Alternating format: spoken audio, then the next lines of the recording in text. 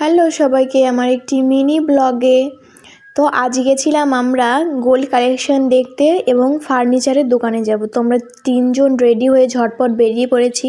আর দেখো gold collection দেখছিলাম যে কি কি এখানে রয়েছে। তো তোমরা এক ঝলকে দেখে নাও এখানের গোল্ড কালেকশন কি ছিল, সেটাই তোমাদের সঙ্গে শেয়ার করব। তো এখানে ছিল সুন্দর সুন্দর পলা, মানে ব্রেসলেট, পলা, নোয়া বাঁধানো, আর এখানে ছিল পলা বাঁধানো। তো পলা বাঁধানোগুলো কিন্তু বেশ দারুণ লাগছিল। প্রায় রেঞ্জ ছিল 40-50-এর মতো, মানে যেমন গ্রাম নেবে তেমন। আর এখানে দেখো একটা সীতা হার আর ওপরে একটা নেকলেস রয়েছে। তো এখানেও খুব সুন্দর লাগছিল, যদিও বলছিল এটা 1.5 থেকে 2 লাখ টাকা হবে।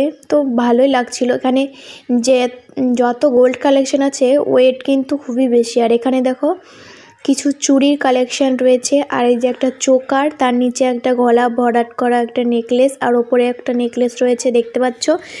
তো আর এখানে ছিল সুন্দর সুন্দর চেন, মানে চেনের কালেকশন, আর ছিল কানের সীতা হার, কানের দুল থেকে সব রকম, মানে ভারী হালকা ওয়েটের মতো পরার রেগুলার ইউজ করার জন্য ছিল কানেরগুলো। আর এখানে সুন্দর সুন্দর ডিজাইনের চেন ছিল। আর এখানে ছিল ছেলেদের আংটি। তো দেখো এই পলা দুটো নেওয়া হয়েছে। তো এই পলা দুটো যদিও আমার জায়ের জন্য, তো ও এসেছিল ধনতেরাসের দিন নিয়ে গেছে, তো ভালো করে সেদিন কমপ্লিট করতে পারিনি, তার জন্য আজকে আবার ওটা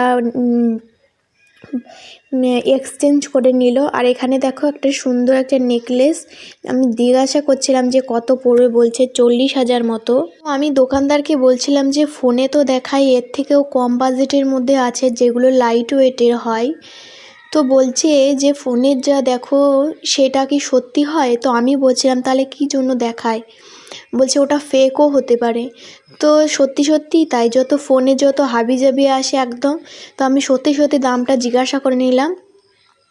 তো আমাকে বললো যে এরকম বাজেটের মধ্যে আসবে, কম রেঞ্জের মধ্যে হবে না।